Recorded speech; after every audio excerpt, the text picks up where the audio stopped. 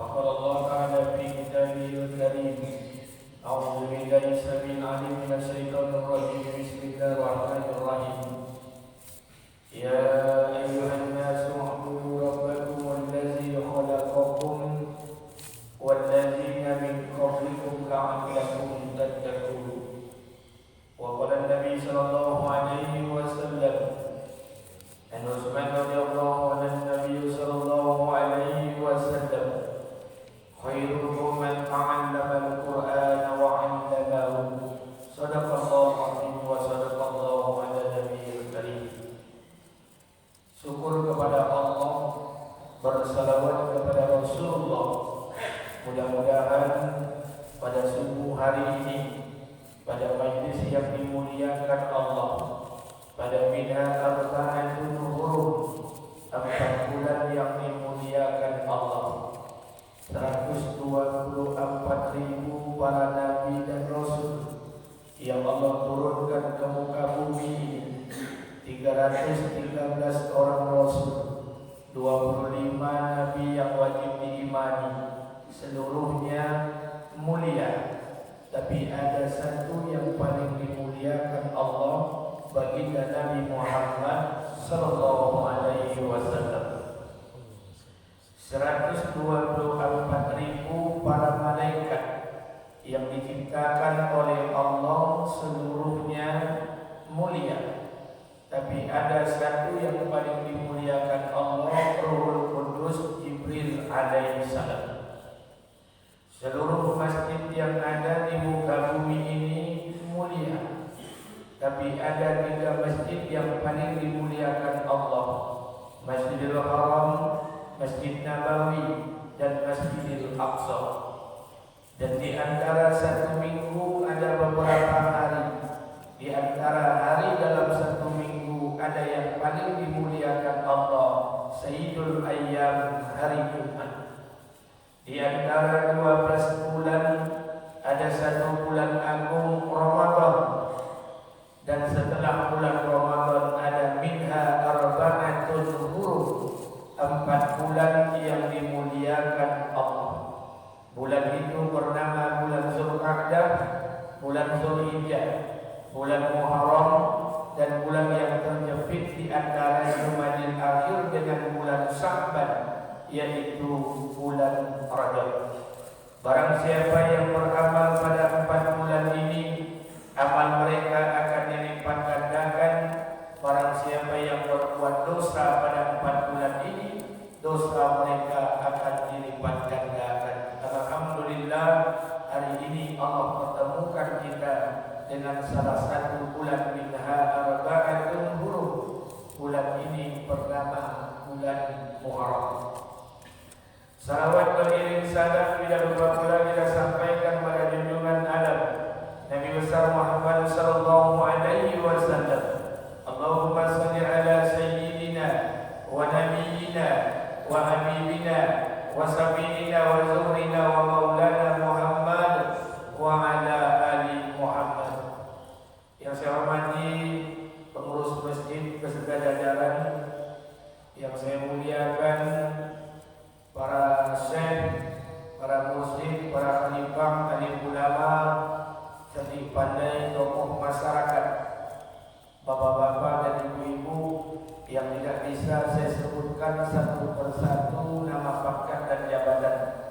Semoga pertemuan kita ini diberikan kebaikan oleh Allah Subhanahu wa taala. Amin. Bapak Ibu yang dimuliakan Allah Subhanahu wa taala,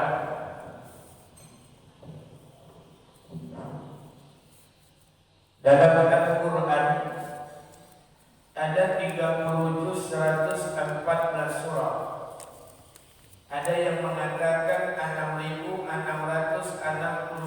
ayat.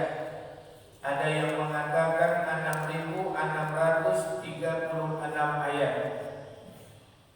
Apa yang paling banyak isi dalam Quran? Yang paling banyak isi dalam Quran itu bukan hukum halal dan haram. Yang paling banyak isi Quran itu bukan perintah dan larangan. Yang paling banyak isi Quran itu bukan hak dan kewajiban. Yang paling banyak isi Al-Quran itu kisah. Kisah para nabi, kisah para rasul, dan kisah orang-orang saleh. Kisah Nabi Musa alaihissalam Allah sebut namanya 136 kali. Ceritanya diceritakan Allah ke dalam 12 juz Al-Quran. Kisah Nabi Ibrahim namanya disebut 69 kali. Ceritanya diceritakan Allah ke dalam 8 juz Al-Quran. Kisah Nabi Nuh alaihissalam Allah sebut namanya 43 kali. Ceritanya diceritakan Allah ke dalam 4 juz Al-Quran. Kisah Nabi Isa alaihissalam Allah sebut namanya 55 kali. Setengah Allah sebut dalam surat Al-Ma'idah, setengah lagi Allah sebut dalam surat Madaniyah. Kisahnya diceritakan Allah ke dalam 2 juz Al-Quran. Adam alaihissalam Allah sebut namanya 25 kali dalam Quran. Ayub alaihissalam Allah sebut namanya 16 kali dalam Quran. Rasulullah sallallahu alaihi wasallam Allah sebut namanya 25 kali dalam Quran. 4 kali Allah memanggil dengan kata Muhammad. 1 kali Allah menyebut dengan kata Ahmad. 1 kali Allah memanggilnya dengan kata bi'abdihi. Sisanya Allah menyebut Nabi kita dengan ya ayyuhan nabi, ya ayyuhan rasul. Kisahnya hampir setiap surah Allah ceritakan dalam Al-Quran. Apa tujuan Allah menceritakan kisah ini paling banyak dalam Quran? Mestinya akal kita yang terbatas, pemikiran kita yang terbatas akan berkata, kenapa Allah tidak cantumkan, tidak ceritakan amal ibadah para nabi dalam Quran, agar amal itu kita contoh, kita tiru. Tapi kenapa yang paling banyak Allah ceritakan itu kisah? Apa tujuan sebetulnya? Kata ulama, tujuan yang pertama, kenapa Allah menceritakan kisah ini dalam Quran? Kita sholat 5 waktu sehari semalam. Sholat itu 5 waktu sehari semalam, jumlah rakaatnya 17 rakaat. Setiap rakaat kita baca 1 surah, namanya surah Al-Fatihah. Surah Al-Fatihah itu rukun sholat. Kalau ada orang sholat tidak baca surah Al-Fatihah, sholat mereka tidak akan diterima Allah. Sama seperti perempuan hamil gugur kandungan sebelum melahirkan.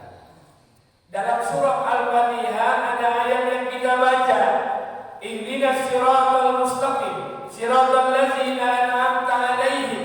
Ya Allah, tunjukilah kami jalan orang-orang yang lurus sebagaimana jalan orang-orang yang telah Engkau berikan nikmat.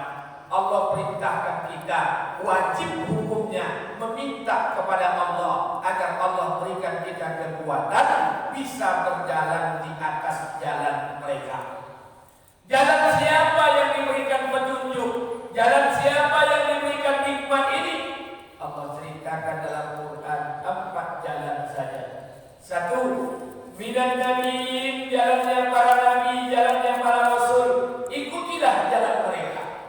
Kalau tak sanggup mengikuti jalan mereka, ikuti jalan yang kedua. Apa jalan yang kedua? Wasiddiqin, ikuti jalan orang-orang yang imannya betul. Kalau tak sanggup mengikuti jalan mereka yang kedua, ikuti jalan yang ketiga. Wasuhada, ikuti jalan orang-orang yang mengorbankan harta dan dirinya untuk agama. Kalau tak juga sanggup mengikuti jalan mereka, ikuti jalan yang keempat. Tidak ada jalan lain setelah ini. Wasolihin, ikuti jalan orang-orang soleh yang tidak bermaksiat kepada Allah. Selesai. Tidak ada jalan lain. Yang kedua, kenapa kisah ini Allah ceritakan dalam Quran? Kisah ini paling banyak Allah ceritakan dalam Quran. Bukan Nina Bobo sebelum tidur, bukan dongeng untuk anak TK dan SD.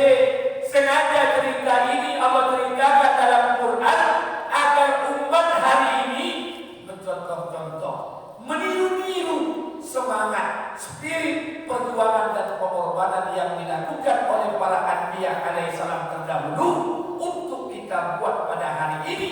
Agar apa? Agar pertolongan yang Allah turunkan kepada orang terdahulu diturunkan oleh Allah kepada kita pada hari ini. Makanya kita mencontoh-contoh meniru ini. Subuh hari ini saya ingin sampaikan satu kisah Nabi dalam Al-Quran. Semoga kita bisa menghindari kisah-kisah Israiliyat yang tidak bersumber pada dalil Quran dan hadis. Ada satu kisah Nabi dalam Al-Quran. Nabi ini namanya paling sedikit Allah sebut dalam Quran. Bahkan kalau Bapak Ibu pergi ke Gramedia, cari buku kisah para nabi, itu nabi-nabi lain diceritakan berlembar-lembar. Nabi-nabi lain berhalaman-halaman. Nabi ini diceritakan oleh Allah dalam 2 alinea. Atau kalau ingin baca Qasasul Anbiya yang dikarang oleh Imam Ibnu Katsir, nabi lain diceritakan berlembar-lembar. Nabi ini hanya diceritakan dalam beberapa halaman saja. Nabi ini paling sedikit Allah sebut namanya dalam Al-Quran. Nabi ini diutus oleh Allah di daerah Damaskus. Damaskus itu sekarang ibu kota Syria. Nabi ini diutus oleh Allah untuk satu kaum. Kaum itu bernama kaum Amoria. Nabi ini diberikan umur oleh Allah pendek, 65 sampai 75 tahun. Beda dengan nabi yang lainnya. Adam diberikan umur hampir 3000 tahun. Nuh alaihissalam diberikan umur, ada yang menyebut 950 tahun, ada yang menyebut 1700 tahun. Walaqad arsalna Nuhan ila qaumihi falabisa fihim alfa sanatin illa 50 aman. Kami turunkan Nuh alaihissalam kepada kaumnya. Berapa lama? 1000 tahun dikurang 50 tahun, 950 tahun. Itu pun ulama berbeda pendapat.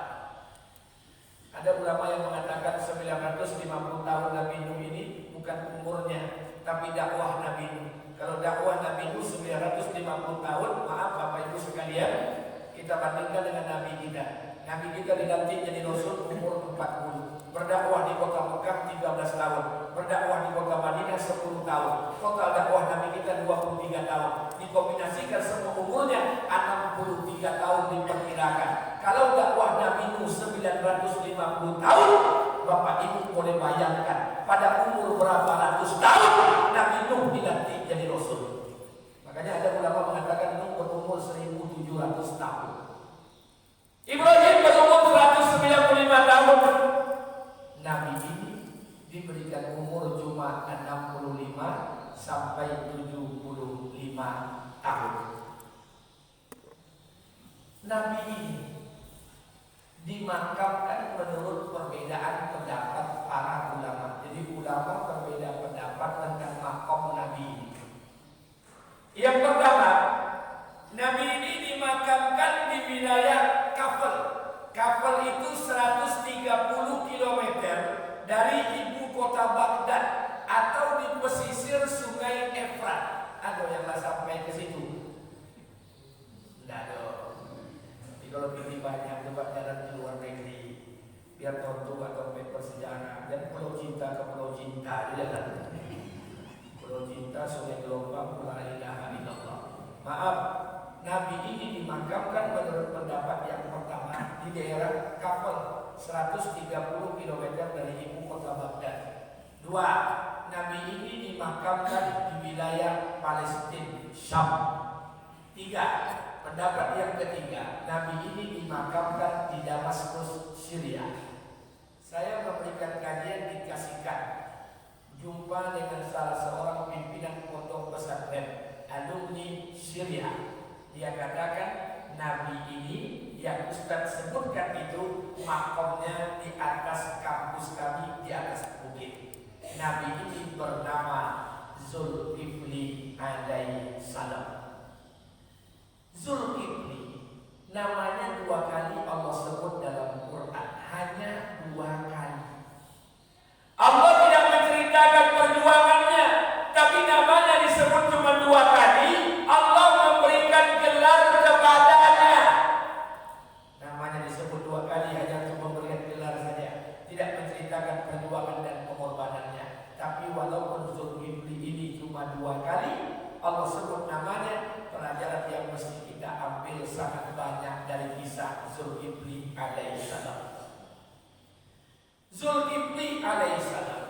Namanya disebut 2 kali dalam Al-Quran. Zulkifli ini Nabi bukan keturunan Bani Israel. Jadi maaf, kalau Bani Israel Pak itu jalurnya sebelah kiri. Zulkifli itu bukan dari Bani Israel. Karena Bani Israel jalurnya sebelah kiri, Nabi Zulkifli jalurnya sebelah kanan. Dari mana datang jalur nasabnya? Kita lihat. Maaf, Adam alaihissalam punya anak 40 orang. Asal lahir sepasang, lahir sepasang, lahir sepasang, lahir sepasang. Selama 20 kali kelahiran. Jadi anak Nabi Adam diperkirakan jumhur ulama sepakat 40 orang. Walaupun ada yang mengatakan 120 pasang, tapi ulama lebih mendekati pendapat 40 orang 20 pasang. Salah satu anak Nabi Adam alaihissalam diangkat jadi Nabi Sis alaihissalam. Sis punya anak Anusi, Anusi punya anak Qainan, Qainan punya anak Mahlail, Mahlail punya anak Yarid, Yarid punya anak Idris alaihissalam. Idris punya keturunan Mutasalli, Mutasalli punya anak Lami, Lami punya anak Nuh alaihissalam. Nuh punya 4 orang anak, Kan'an, Sam, Ham, Yafin. Kan'an dihancurkan Allah, tinggal 3 anak, Sam, Ham, dan Yafin. Dari Sam lahir anak Arfaksad. Arfaksad punya anak Salih, Salih punya anak Abil, Abil punya anak Falih, Falih punya anak Ra'u, Ra'u punya anak Sarul, dari Sarul punya anak Nahur, dari Nahur ini punya anak diberi nama Azar atau disebut dengan nama Tara. Azar Tara ini punya anak namanya Ibrahim alaihissalam. Dulu pernah kemarin saya sampaikan, Ibrahim punya beberapa orang istri. Berapa orang bini Ibrahim?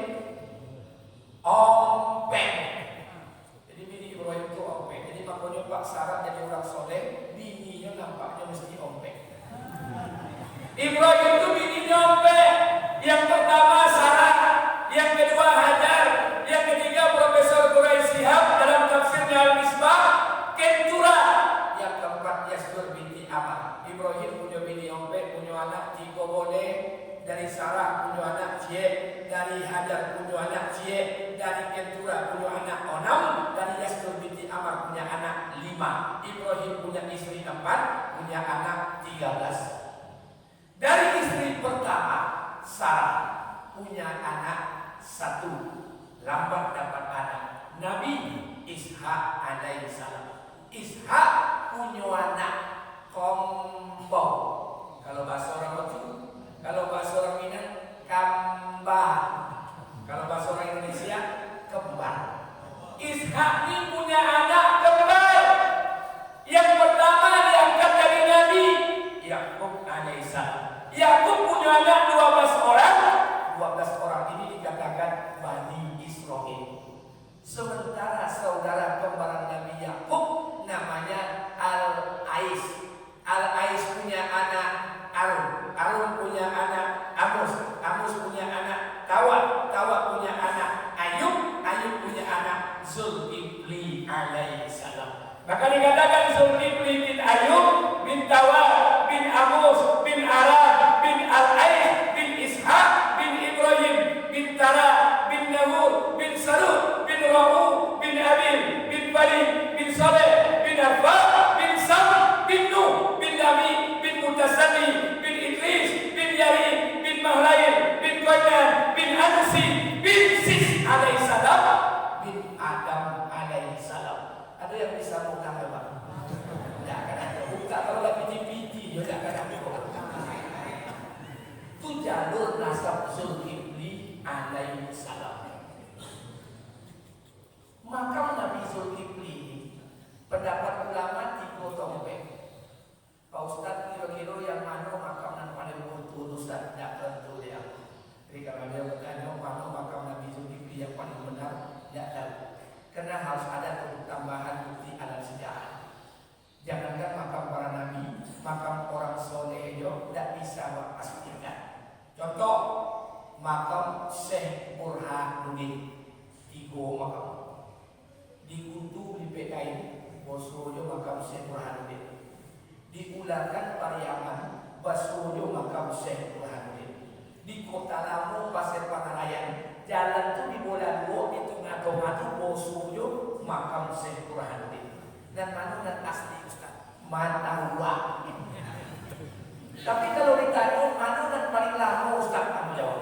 Manunan paling tua, kamu jawab. Yang paling tua untuk Syekh Burhanuddin yang diulakan Pariaman. Dalam sejarah tercatat Syekh Burhanuddin yang diulakan Pariaman murid daripada Syekh Abdul Rauf Al-Singkili Al-Fansuri, ulama besar kerajaan Narasinganwa, Indragiri Hulu, yang menyebarkan Islam sampai di wilayah Kuantan Singingi. Mazhabnya Syafi'i, tariqahnya Sakariyah. Beliau ini murid daripada Syekh Ahmad Usasi dan Bunani, ulama besar dari negeri Pasai. Punya murid namanya Syekh Abdul Rauf Al-Singkili Al-Fansuri, punya murid kesayangan dua orang. Satu Muhammad Abdullah Al-Fatani dikirim ke Thailand. Satu lagi Syekh Burhanuddin dikirim ke Ulakan. Makanya kalau bapak ibu pergi ke Teluk Kuantan, Kuantan Singingi, masuk gerbang Taluk, masuk Tugu Cerano, tengok di sebelah kiri ada gedung. Gedung itu diberi nama Gedung Abdul Rauf. Itu diambil daripada Abdul Rauf Al-Singkili Al-Fansuri, ulama besar kerajaan Narasinganwa. Itu Syekh Burhanuddin di Kota Lamu itu siapa mulut dan mata buah.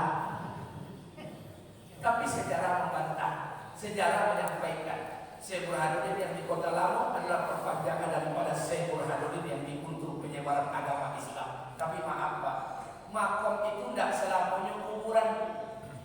Boleh jadi makom itu tapak tilas, pelangkahannya. Kenapa? Bapak pergi ke Ka'bah, di samping Ka'bah ada kaca berwarna kuning emas, namanya makom Ibrahim. Apakah kuburan Ibrahim? Bukan. Wa iz yarfa'u Ibrahimul qawa'id minal baiti wa Ismail. Ketika Allah perintahkan Ibrahim untuk meninggikan qawa'id, pondasi-pondasi Ka'bah bersama anak-anak Ismail. Ketika Ibrahim memulai pengerjaan meninggikan pondasi Ka'bah, maka tempat berpijak memulai itu dikatakan makom Ibrahim. Jadi makom itu tidak semestinya kuburan, boleh jadi tapak tilas atau pelanggan orang-orang soleh terdahulu. Selesai, kita tidak bahas sampai di sana. Lanjut, Zulkifli namanya disebut dua kali dalam Quran. Satu dalam surat Al-Anbiya Allah ceritakan, Wazkur, dan ingatlah wa Ismail wa Idris wa Zulkifli kullu minas sabirin. Dan ingatlah Ismail alaihissalam, Idris alaihissalam, Zulkifli alaihissalam, kullu minas sabirin, mereka itu termasuk orang-orang yang sabar. Satu, makanya para ulama Pak menyampaikan bahwa Zulkifli ini bukan nabi, tapi hanya orang soleh. Ibnu Katsir membantah Zulkifli ini nabi karena namanya disandingkan dengan nama para nabi. Ismail, Idris, Zulkifli, kullu minas sabirin, mereka itu termasuk orang-orang yang sabar. Dari mana kesabaran Nabi Zulkifli didapatkan? Zulkifli ini mendapatkan kesabaran dari ayahnya. Siapa ayah Zulkifli? Ayah Zulkifli itu Nabi Ayub alaihissalam. Maka dikatakan Zulkifli bin Ayub. Jadi mohon maaf Pak, Zulkifli itu Nabi, ayahnya Nabi, ayah Nabi, anak Nabi. Banyak yang anak beranak Nabi. Zakaria Nabi, anaknya Yahya Nabi. Daud Nabi, anaknya Sulaiman Nabi. Ibrahim Nabi, anaknya Ismail Ishak Nabi. Zakaria anaknya Nabi, ayahnya Nabi. Ayah Nabi, anak Nabi, anak Nabi, ayah Nabi. Itu biasanya Pak. Ayah presiden, anak wakil presiden itu biasa. Jadi heboh, santai jodoh. Punya kesempatan, dia punya momen, dia punya biji, dakwah dan kurang belum Pak. Kalau ambo bupati Rokan Hulu buat bini yang mau jadi kepada dinas, jodoh dah.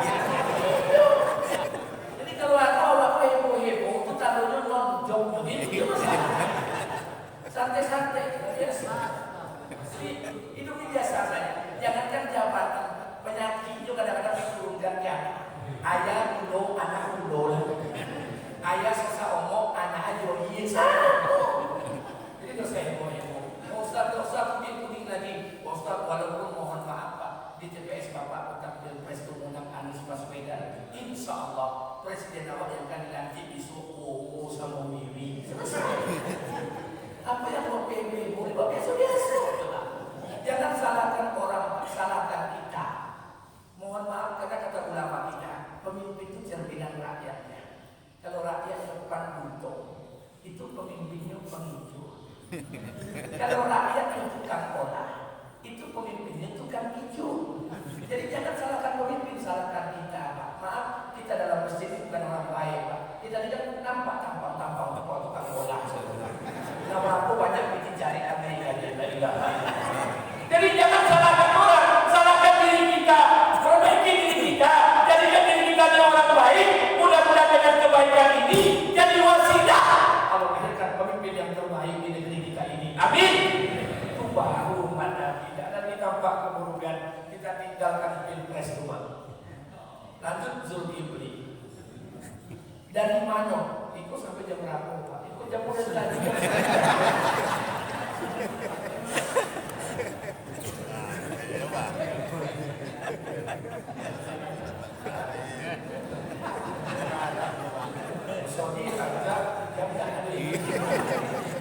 Lanjutkan. Zulkifli alaihi salam. Dari mana kesabaran Nabi Zulkifli didapatkan? Dari ayahnya. Siapa ayahnya? Ayub alaihi salam. Bapak Ibu mohon maaf kalau Bapak Ibu baca kisah Nabi Ayub meniti ini mantu. Ampun baca kisah Nabi Ayub Qasasul Anbiya yang dikarang oleh Imam Ibnu Katsir. Setiap membaca menanginya kenapa? Luar biasa. Walaupun seluruh kesabaran para nabi ada pada kesabaran Rasulullah. Tapi kalau saya tunjukkan nanti kesabaran Rasulullah, kita tidak sanggup mengikutinya. Maka belajar dari kesabaran yang kecil Nabi Ayub alaihissalam. Apa kesabaran Nabi Ayub? Maaf, Ayub itu nabi yang kaya. Kalau ada yang menyebut Ayub itu nabi miskin, panduto. Bohong. Ayub itu nabi kaya. Kekayaan Nabi Ayub di bawah Sulaiman bin Daud alaihissalam. Apa kekayaan Nabi Ayub? Satu, Allah berikan ribuan ekor hewan ternak. Dua, Allah berikan ribuan hektar kebun kurma. Kalau bahasa Jawa ini sawit. Tiga, punya bini ancak namanya Siti Rahmah. Empat, punya anak banyak salusin 2 boleh uang jantan segala. Anak Nabi Ayub itu 2 boleh uang jantan segala. Punya ribuan ekor hewan ternak, punya ribuan hektar kebun kurma, punya bini ancak Siti Rahmah, punya anak 2 boleh uang jantan semua. Berapa lama Nabi Ayub diberikan nikmat oleh Allah? 20 tahun. Nabi Ayub bergelimang harta sambil beribadah kepada Allah. Setelah 20 tahun, Allah uji Nabi Ayub dalam masa 3 hari. Jadi ujian Nabi Ayub itu 3 hari ya Pak. Hari yang pertama, Allah matikan semua hewan ternaknya serentak. Hari yang kedua, Allah bakar semua kebun kurmanya. Hari yang ketiga, Allah berikan penyakit kepada badan Nabi Ayub. Kata ulama, tidak ada penyakit yang kami berikan kepada kaum sebelum mereka, saking parah. Hari yang ketiga itu pula 12 orang anak Nabi Ayub dimatikan serentak oleh Allah Subhanahu wa taala. Ada ujian Nabi Ayub seperti apa? Laki mati, bini mati, rumah terpanggang, foto berantak, organ ditarik ke kolektor. Nabi dah 3 hari Pak. Hewan ternak mati, kebun kurma terbakar, badan kena penyakit, anak 12 orang mati serentak. Tinggallah Nabi Ayub bersama istrinya hidup dalam kemiskinan. Tahun pertama bini Nabi Ayub sabar. Tahun kedua sabar. Tahun ketiga telah mulai menggeriak bini Nabi Ayub. Jadi bini Nabi Ayub pun sama dengan bini yang lain.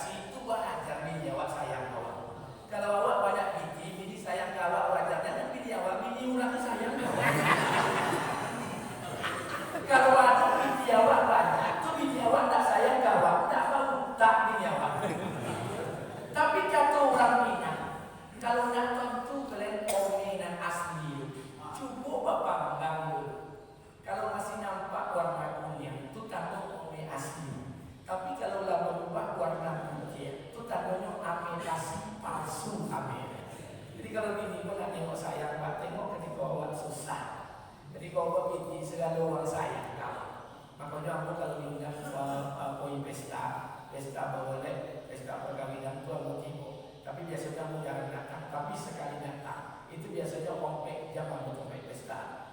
Bukan makan minum, dan aku paling suka menengok tamu-tamu yang datang itu paling suka. Bukan menengok anak-anak gadis dah. Kalau ada orang tua umur 50, 60 laki ini baik ke pesta bergandengan tangan sama laki ini umur 50, 60 aku paling suka.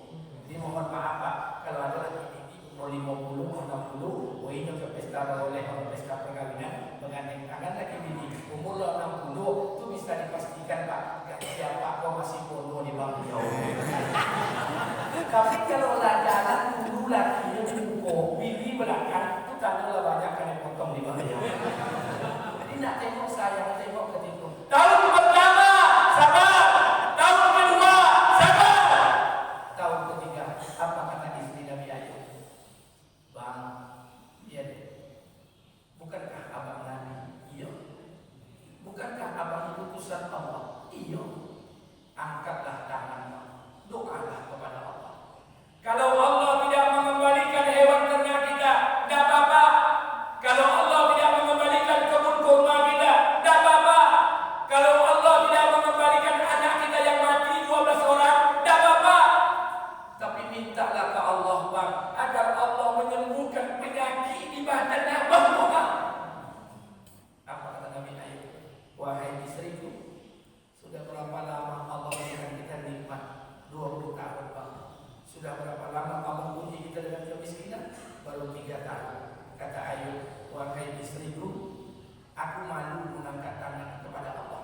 Aku malu berdoa kepada Allah. 20 tahun nikmatnya kita rasakan, baru 3 tahun kita hidup dalam kemiskinan. Aku malu mengangkat tangan kepada Allah. Tercatat dalam sejarah 20 tahun Nabi Ayub hidup miskin bersama istrinya, tidak pernah mengangkat tangan kepada Allah. Diimbangkannya 20 tahun nikmat dengan 20 tahun miskin. Setelah 20 tahun miskin baru Nabi Ayub mengangkat tangan. Apa yang terjadi? Allah kembalikan hewan ternaknya, Allah kembalikan kebun kurmanya, penyakit di badannya disembuhkan oleh Allah. Yang lebih hebat lagi, anak Nabi Ayub yang dimatikan oleh Allah 12 orang dilahirkan kembali dari rahim istrinya 2 kali lipat 20 orang. Salah satunya Zulkifli alaihi salam. Itu sabar Nabi Ayub. Tidak sama ya awak. Awak pegawai 65 tahun dapat TPP, dapat tunjangan berjuta-juta gaji. Baru setahun pensiun pingganglah sakit dan mengeluh. Oh, awak.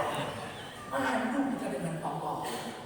Nabi Ayub sabar menghadapi kehidupan ini. Makanya mohon maaf kata Imam As-Syafi'i. Sabar itu 3. 1. As-sabru ala musibah. Sabar ketika mendapatkan musibah. Apa itu musibah? Segala sesuatu yang datang kepada insan yang menyebabkan tetesan air mata, hati gundah gulana. Bukankah musibah sama dengan ujian? Iya. Bukankah kaya ujian? Iya. Bukankah miskin ujian? Iya. Tapi tidak pernah musibah disandarkan dengan kekayaan. Astagfirullahaladzim Ustaz. Semenjak kami dapat musibah kekayaan, tidak pernah lagi.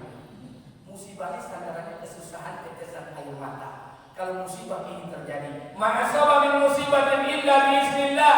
Tidak ada satupun musibah yang datang kecuali datang semuanya dari Allah.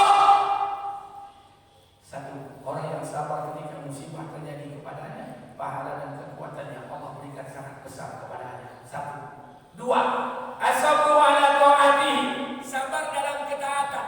Taat ini butuh sabar. Maaf, kalau ada bapak-bapak, ibu-ibu yang beramal dengan menggunakan hadis-hadis keutamaan amal, fadail amal, bagus. Tapi ingat, hadis itu hanya untuk memicu semangat, bukan untuk hasil akhir. Ingat, hadis itu hanya untuk memicu semangat, bukan untuk hasil akhir. Kalau itu dijadikan tujuan akhir, kita akan menyesal. Contoh, barang siapa yang salat sunat duha 12 rakaat, Allah berikan dia rezeki, Allah berikan dia harta, Allah datangkan rezeki dari yang tak pernah dia sangka-sangka. Betul. Ada kawan awak lah 3 bulan sembahyang duha setiap pagi 20 rakaat. Bininya lulus P3K, lakinya lulus P3K. Bulan potang baru boleh rumah. Tadi pagi lah baru balik otok. Betul. Tapi ada lo kawan lah 3 tahun sembahyang duha. Bini mati, rojo, ronti, anak, dado, rumah, kontrak. Kita akan kecewa dengan Allah. Barang siapa yang salat berjamaah tidak tertinggal takbiratul ula bersama imam selama 40 hari. Allah bebaskan 2 sifat. 1, bebas sifat munafik. Betul. Aduh kawan awak lagi mau tahu sembahyang berjamaah ke masjid tidak tertinggal takbiratul ula. Betul. Dia amanah, dia jujur, dia bisa dipercaya. Tapi ada lo kawan awak lah 10 tahun ke masuk jiwa, siang menutup malah memicu je menjual. Kita akan kecewa dengan Allah. Lantas bapak datang ke masjid ngapain? Ibu datang ke masjid ngapain? Kita datang ke masjid bukan untuk kaya. Kita datang ke masjid bukan untuk suki. Kita datang ke masjid bukan untuk dipilih. Kita datang ke masjid karena kita hamba. Tugas hamba sujud. Dengan siapa sujud? Dengan Rabbul Izzati Jalla Jalaluhu. Allah, selesai. Kita ke masjid bukan untuk kaya. Kita ke masjid bukan untuk suki. Kita ke masjid karena kita hamba. Tugas hamba sujud. Persoalan bapak sujud, Allah berikan harta. Itu urusan Allah. Persoalan bapak sujud, Allah ambil harta kita. Itu bukan urusan kita. Tugas hamba sujud. Dengan siapa sujud? Dengan Tuhannya. Siapa Tuhannya? Rabbul Izzati Jalla Jalaluhu. Selesai. Makanya taat itu butuh kesabaran. Kalau enggak berbahaya. Ustaz, laponek kami sembahyang Ustaz. Ada apa tahun kami di SSB, ibu Mas Haji, ibu tapi nasibnya aja berubah. Ada kawan yang pernah Mas Haji, waktu yang setahun ini buat tambah kami tiap tahun. Jadi kalau ada yang mau nyimak, dia akan kecewa dengan Allah. Karena kita taat bukan untuk kaya. 2, 3. As-sabru ala maksiat. Sabar untuk tidak bermaksiat walaupun kita punya peluang untuk melakukannya. Contoh, Di saku sebelah kanan ambo ada piti 10 juta. Di saku sebelah kiri ada piti 10 juta. Di rekening ambo ada piti 2 miliar. Ambo keluar dari rumah tidak pakai jubah. Pakai baju kemeja, pakai celana jeans, pakai kacamata, pakai baju kaos yang ada telingunya panjang, Playboy mereknya. Pakai topi ketek mereknya DKNY, Dekuro Nye. Pakai parfum, pakai Pajero Sport Dakar 4x4 kaca pilihnya 80%. Keluar dari rumah pas sedang bercokak sakete dengan uang-uang. Sampai di mall masuk lah sama mantan di SMA. Bador tak jadi pokok, la ilaha illallah. Baca itu memang mohon maaf Pak, setan itu paling pandai mencari momen. Piti sedang ada, foto sedang ready, awak sedang gagal, pas sedang bercokak seketik sama uang-uang, bersuruh mantan. Tapi kalau bapak foto sedang tak ada masuk bengkel, piti sedang tak ada, awak sedang sayang-sayang di orang rumah, tidak akan bersuruh mantan. Itu setan itu paling pandai. Jadi kalau bapak belajar momen, tidak usah sama dewan sama setan. Pandai. Sampai di mall makan minum lah kami berdua. Dan selesai makan minum akhirnya kami ke hotel check-in. Terjadilah perzinahan. Semua na'udzubillah. Saya punya uang, saya punya harta, saya bisa bayar hotel, saya bisa bermaksiat. Tapi kalau saya tahan untuk tidak bermaksiat, walaupun saya bisa melakukannya, maka pahala dan kekuatannya sangat besar yang Allah berikan. Maka mohon maaf Pak, kalau Bapak miskin, tidak punya uang, jangan mengeluh. Sabar, syukuri. Kenapa? Allah sedang menutup pintu-pintu dosa besar. Kan tidak mungkin, orang-orang bansek berzina. Tidak mungkin Pak. Orang bansek bercewek tidak mungkin. Maaf lu bercewek, dia bapak kan buat bayar hotel, boleh ongkok dia numpang sama orang. Jadi kalau kita miskin, syukuri. Karena Allah sedang menutup pintu-pintu maksiat. Sabar. Sabar kita menghadapi kehidupan dunia. Sabar menghadapi kehidupan rumah tangga. Sabar. Ini saya jelaskan sedikit. Belum lahir, nanti saya buka 2 menit saja bagi yang ingin ditanyakan.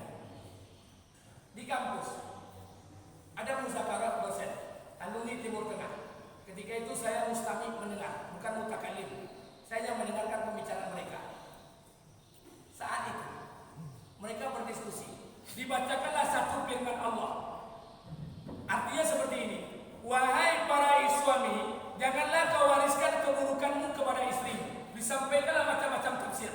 Tafsir Ibnu Katsir, tafsir Jalalain dan sebagainya. Saya mendengar saja. Yang saya tangkap dari pembicaraannya, seolah-olah Allah ingin mengatakan demikian. Wahai para suami, janganlah kau wariskan keburukanmu kepada istri. Seolah-olah Allah ingin menggambarkan kehidupan rumah tangga. Dulu sebelum kita menikah, kita mungkin pacaran dengan pasangan kita. Dulu ketika cewek yang paling acak cewek awak, dan paling gagah cowok awak, dan paling cool pasangan kita, yang paling royal pacar kita. Dulu ketika sudah menikah berubah keadaannya. Dulu ketika pacaran cool, ketika sudah menikah kasar. Dulu ketika pacaran lembut, ketika sudah menikah berciri munculnya. Dulu ketika pacaran royal, ketika sudah menikah sempili. Allah ingin menggambarkan, wahai para istri, wahai para suami, nanti kalian berumah tangga, kalian menikah dengan suami istri setahun, 2 tahun, 10 tahun, 20 tahun. Apa kata Allah? Wahai para istri, nanti suatu saat di rumah tangga kalian akan menemukan sifat suami kalian yang tidak pernah kalian temukan sebelumnya. Jangan marah, sabar. Kenapa ibu tidak dijodohkan Allah dengan laki-laki lain? Kenapa ibu dijodohkan Allah dengan suami ibu yang banyak kekurangan? Karena Allah tahu kekurangan suami ibu memang telah didesain oleh Allah. Penyempurnanya hanya Allah titipkan pada diri ibu. Selesai. Wahai para suami, nanti kalian berumah tangga, kalian akan temukan sifat istri kalian yang tidak pernah kalian temukan sebelumnya. Jangan marah, sabar. Kenapa bapak tak dijodohkan Allah dengan perempuan lain? Kenapa bapak dijodohkan Allah dengan istri bapak yang banyak kekurangan?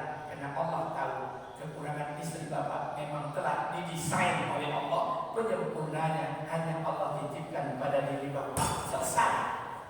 Tidak nampak lagi keburukan. Tidak ada perempuan yang sempurna. Tidak ada laki-laki yang sempurna. Saya bukan nabi, istri saya bukan bidadari. Tidak ada lagi keburukan-keburukan tampak dalam kehidupan ini. Ada satu jamaah datang pada saya, Ustaz, Ambo pingin bini yang sempurna. Maksudnya, Ambo tuh pingin bini yang sempurna, Ustaz. Kok dapet bini yang bogok, pakai jilbab panjang, pakai manset, pakai kaos kaki, pakai budak, pakai nikop, pakai cadar. Kok dapet bini yang bogok, tutur katanya lembut, sayang ke anak-anak. Bohiba kojo diantar ke muka pintu, pulang kerojo dijompik muka pintu. Kok dapet bini yang bogok terjago duha, terjago tahajud, terjago isrok, terjago puasa Senin Kamis. Kok dapet bini yang bogok Ustaz hafal Quran 30 juz. Pak, nggak awak dia kan pingin bini sempurna loh. Pilih yang ingin, lo dia dapet laki dan sempurna. Nggak lo ingin waktu awal, kalau kita pengen guru musuh pasir lo ya. Makanya jangan saling berbenah saja. Bini yang waktu kamu pingin dapet laki putih, kakak, berjangkui, bibirnya merah, lembut, piti banyak, harum, ingin coba. Nggak lo ingin waktu awal. Makanya saling berbenah. Kalau ini yang terjadi, makanya mohon maaf saya ingin sampaikan buat kita bersama. Bapak Ibu yang dimuliakan Allah, dunia ini hanya itu saja. Maka saya minta kepada kita bersama tutup segala keburukan-keburukan yang ada. Yang tampak itu hanya kebaikan, sabar dalam menghadapi kehidupan dunia. Karena salah satu sikap iman itu, terkadang iman itu apa yang diputuskan Allah tidak cocok dengan kehidupan kita. Tapi kalau kita sabar demi Allah, dunia kita akan damai. Maka sekali lagi saya ingin minta buat kita bersama Bapak Ibu yang dimuliakan Allah Subhanahu Wa Taala, kita belajar untuk hidup di rumah tangga kita sabar menghadapi bini bapak sabar, santai-santai, tidak usah terlalu serius menghadapi bini pak. Apalagi bapak-bapak ahli zikir, tidak usah terlalu serius pak. Ini mohon maaf sama bini yang gue pak, bini yang gue protes sama kamu. Bi, apa? Hari Kamis tanggal merah, hari Jumat tanggal merah, hari Sabtu tanggal merah, hari Ahad tanggal merah. Ajaklah kami jalan-jalan sama anak-anak ni. Abi tidur ceramah. Umat. Adik ini kan umat juga. Iyo pulau. Ajaklah kami ke Malaysia, ke Kuala Lumpur, ke Lagoy, ke Tanjung Pinang, ke Batam. Maaf, level Pinang memang itu. Pulau Cinta, Sungai Gelombang, Kapal Banda, tidak main di Pinang.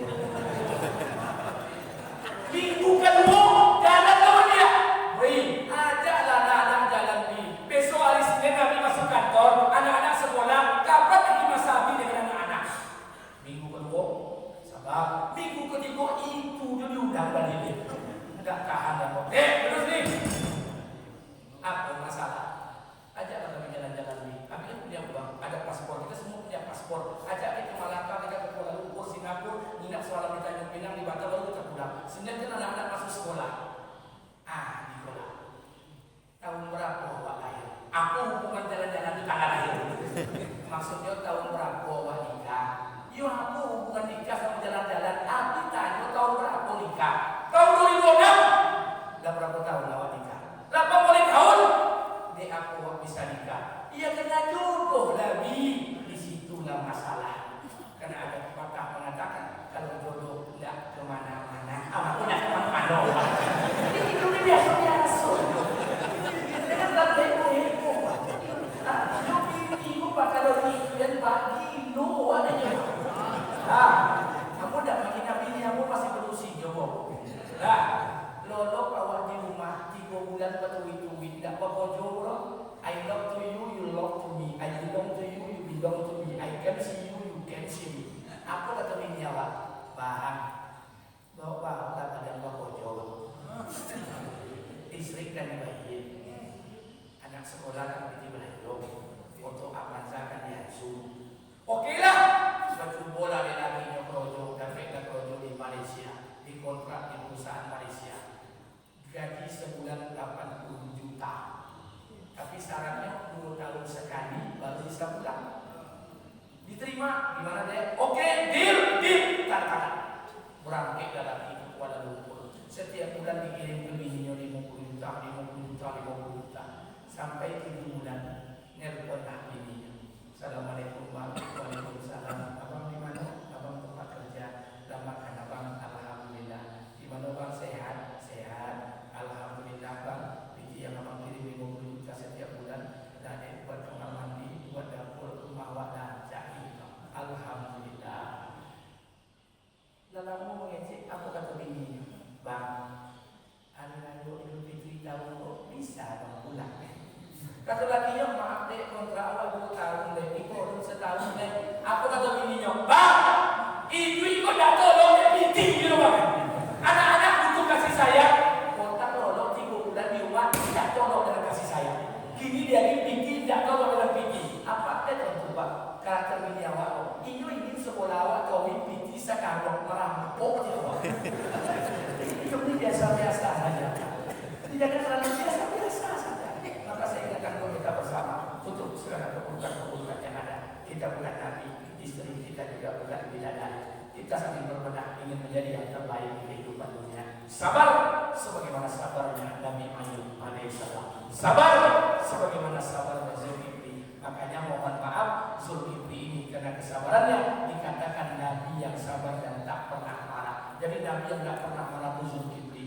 Zulkifli ini bukan nama aslinya. Gelar yang diberikan oleh raja ketika itu. Hebatnya Zulkifli Nabi, ayahnya Nabi, raja yang memerintah itu juga Nabi. Siapa? Ilyas alaihissalam. Diberikanlah gelar Zulkifli. Karena kata ulama Zulkifli itu orang yang bisa menjaga amanah, orang yang bisa menahan marah. Latih Zulkifli sebagai para ulama mengatakan. Jadi kalau ada bapak-bapak si penambah Zulkifli, asik pembohongi jodoh-jodoh, aku sarankan ganti nama. Maka kita belajar sedikit. Baik, saya pikir hari sudah setengah minggu lewat. Saya ingin sampaikan kepada kita bersama, Bapak Ibu yang dimuliakan Allah Subhanahu Wa Taala. Pertama, saya berikan kesempatan 1 menit. Kalau ada yang mau ditanyakan, saya persilakan dengan segala hormat. Silakan. Ada yang mau tanya? Atau memang tidak ada tanyaan? Ya.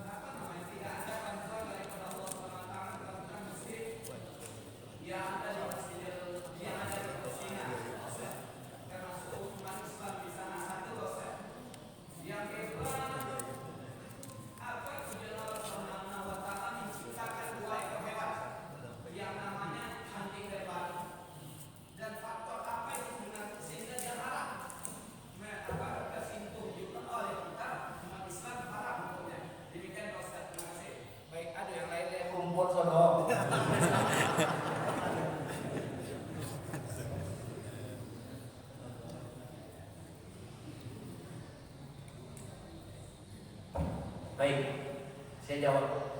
3 masjid yang paling dimuliakan Allah di antara seluruh masjid di muka bumi. Masjidil Haram, Masjidil Aqsa, Masjid Nabawi, dan Masjidil Aqsa.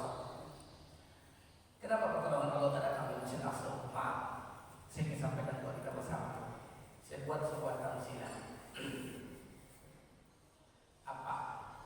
Bu, kalau buka pintu belakang rumah, berjumpa dengan ayam jantan sedang berjengkak. Salah satu ayam itu ayam apa? Kira-kira Bapak biarkan atau Bapak larang? Larang atau biarkan? Larang. Karena salah satu ayam orang. Tapi kalau ayam kurang berjengkak, lantak situ. Satu, nanti saya 2. Ada orang tanya dengan saya, Pak Ustaz, bukankah kemaksiatan dan kezaliman itu telah tampak? Di negeri kita kezaliman luar biasa. Di Masjidil Aqsa berapa banyak orang Islam yang dibunuh, dibantai. Nampak kezaliman, tapi kenapa pertolongan Allah tidak turun? Sebagaimana kezaliman Firaun, pertolongan Allah turun untuk tenggelamkan Firaun.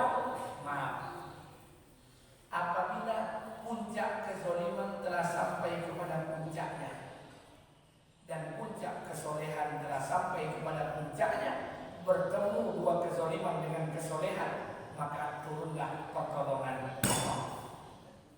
Hari ini kezaliman telah sampai, tapi kesolehan kita belum sama seperti kesolehan Musa. Maka dia pertolongan Allah tak tambah.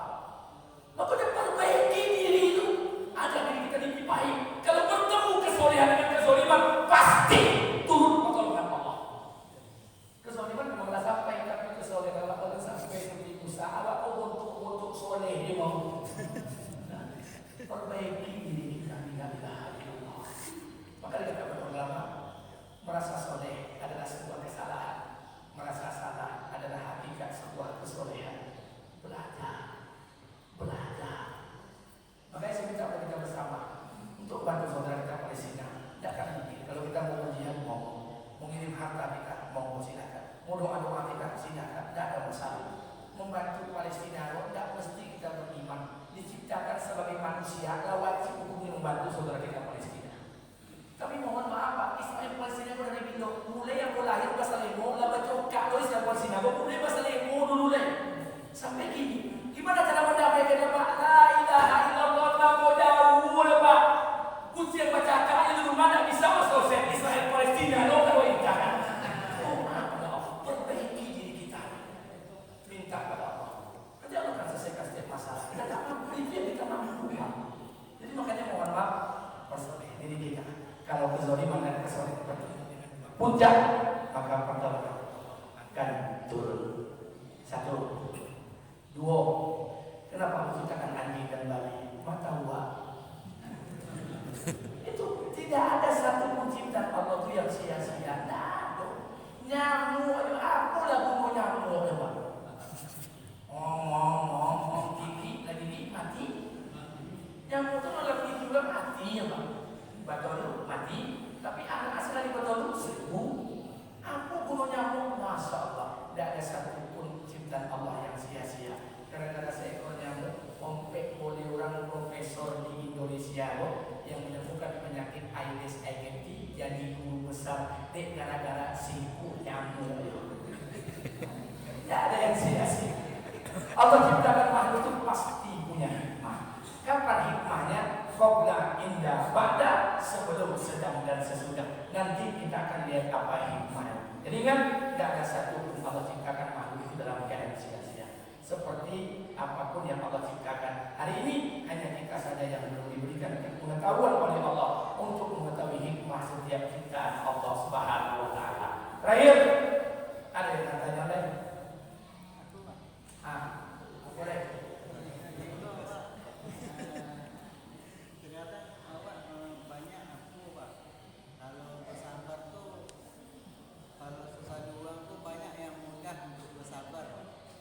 Tapi yang paling susah itu untuk bersyukur dengan ikhlas itu Pak.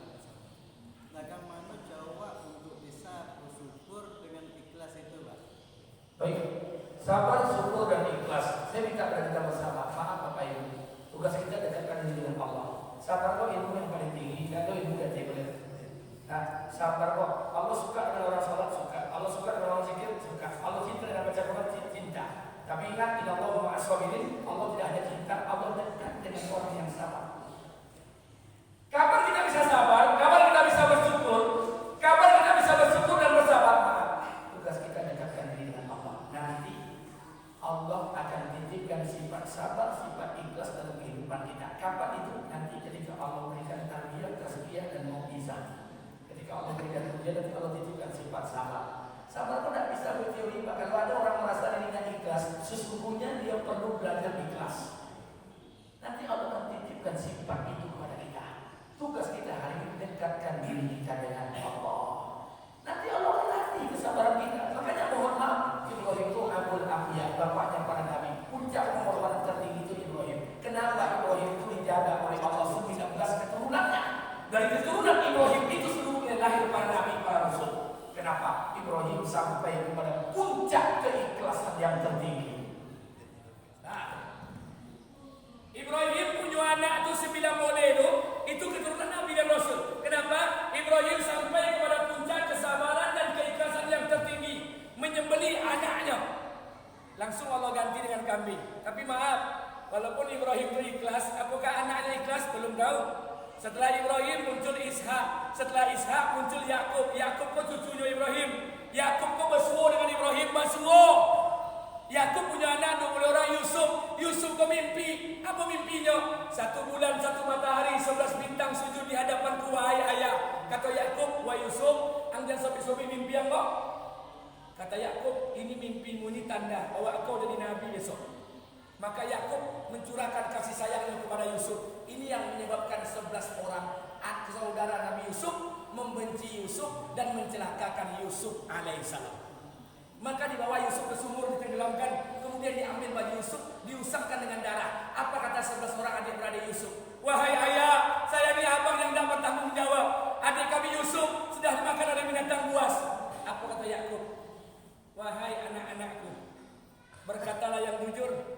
Sesungguhnya aku akan minta ampunan kepada Allah untuk kalian. Pertanyaannya, apakah Nabi Yakub tidak tahu kejadian yang sesungguhnya? Tahu. Apa Nabi Yakub tidak tahu apa yang terjadi? Tahu. Nabi tahu. Tapi Nabi Yakub tak pernah tahu keberadaan Yusuf. Makanya Yakub berkata, wahai anak-anakku, berkatalah yang jujur. Aku akan minta ampunan kepada Allah untuk kalian.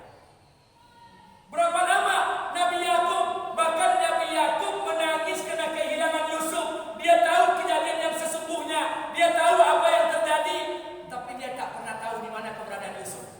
Berapa lama Nabi Yusuf dan Yakub dipisahkan? 27 tahun. Nabi Yakub menangis. Tangisan air mata membuat mata Nabi Yakub buta. Ada orang menangis sampai buta. Buta. Ketika Yusuf diangkat dari Nabi, apa kata Yusuf kepada Jibril? Wahai Jibril, bagaimana keadaan ayahku Yakub?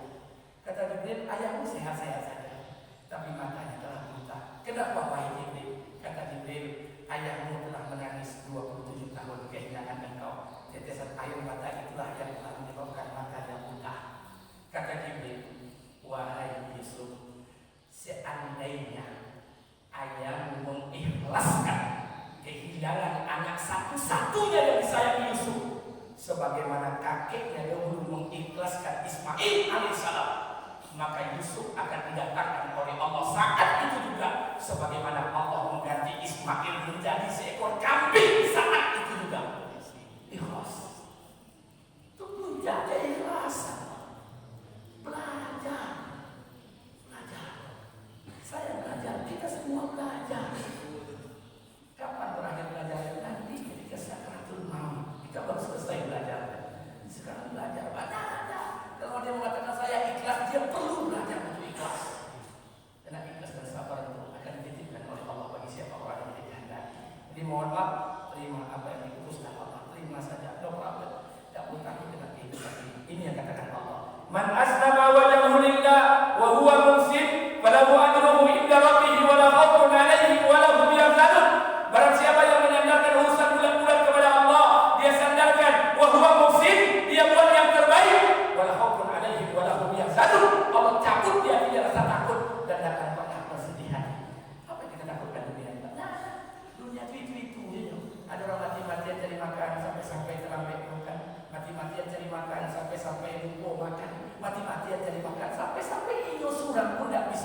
La ilaha illallah.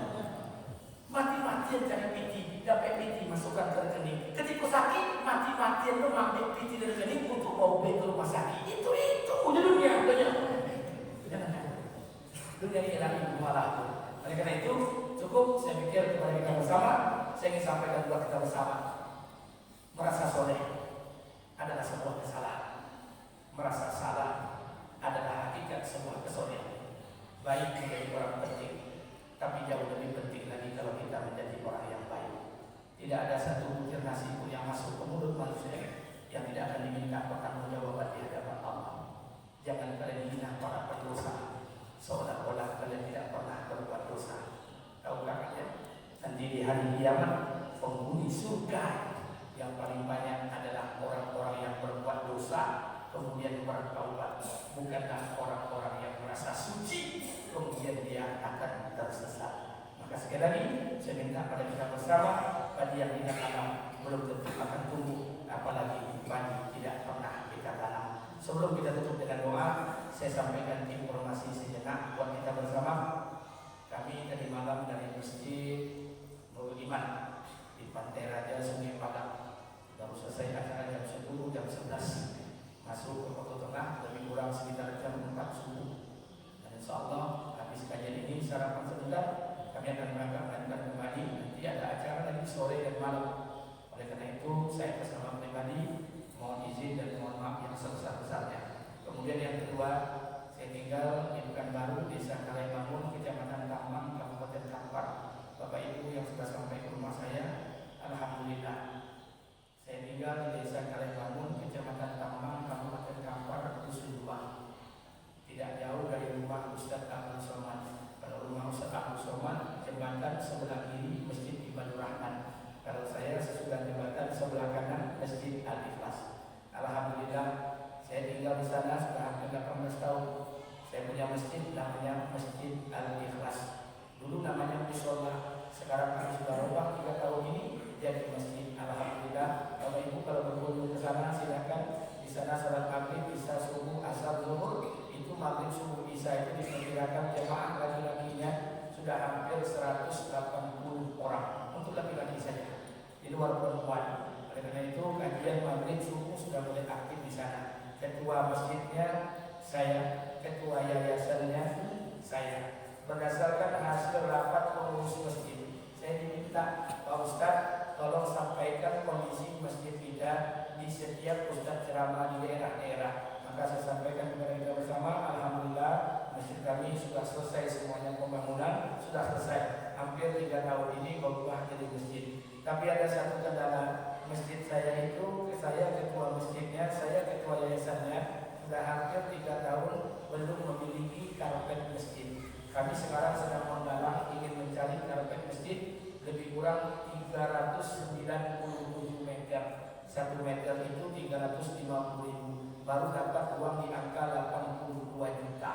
Maka oleh karena itu, bagi Bapak Ibu yang ingin berinfak untuk membeli karpet masjid, boleh 10.000, 20.000, 30.000 silakan. Kami usahakan tidak menerima cash, kami titipkan nomor rekening masjid. Silakan ditransfer walaupun 1.000 rupiah, 2.000 rupiah, 10.000, 100.000 seikhlasnya.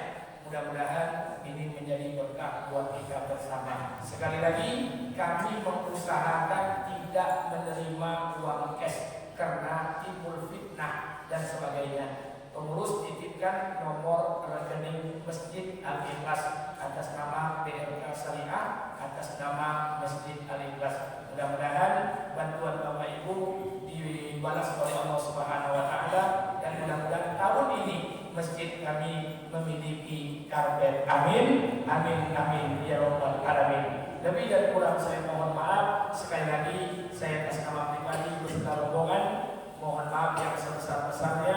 Silap salah tutur kata yang tidak tepat pada tempatnya. Sekali lagi saya mohon maaf yang sebesar-besarnya. Titip salam buat jemaah kita sekalian, buat para ustaz, para ustazah. Mudah-mudahan ini berkah buat kita bersama. Sebelum saya tutup, mari sama-sama kita baca doa sebentar. Mudah-mudahan doa kita dikabul dan dijabah oleh Allah Subhanahu wa taala. Astagfirullahaladzim, alladzi la ilaha illa huwal hayyul qayyum wa atubu ilaih. Astagfirullahaladzim, alladzi la ilaha billahi minasyaitonir rajim. Bismillahirrahmanirrahim. Alhamdulillahirabbil alamin. Wassalatu wassalamu ala asyrafil mursalin wa ala alihi washabihi rasulillahi ajmain. Allahumma ighfir lana dzunubana wa liwalidayna warhamhuma kama rabbayana shaghira. ولجميع المسلمين والمسلمات والمؤمنين والمؤمنات الأحياء منهم والأموات إنك سميع قريب مجيب الدعوات آمين يا الله يا خالق الحاجات. ربنا ظلمنا أنفسنا وإن لم تغفر لنا وترحمنا لنكونن من الخاسرين. اللهم اهدنا الصراط المستقيم. اللهم اهدنا الصراط المستقيم. اللهم اهدنا الصراط المستقيم صراط الذين أنعمت عليهم من النبيين والصديقين والشهداء والصالحين. ربنا آتنا في الدنيا حسنة وفي الآخرة حسنة وقنا عذاب النار. سبحان ربك رب العزة عما يصفون والسلام على المرسلين والحمد لله رب العالمين. Lebih dan kurang saya mohon maaf. Apa yang benar semata dari Allah Subhanahu wa taala, kalau ada salah semata dari kebodohan saya. Subhanallah wa bihamdika, asyhadu an la ilaha illa anta, astaghfiruka wa atubu ilaik. Warahmatullahi wabarakatuh.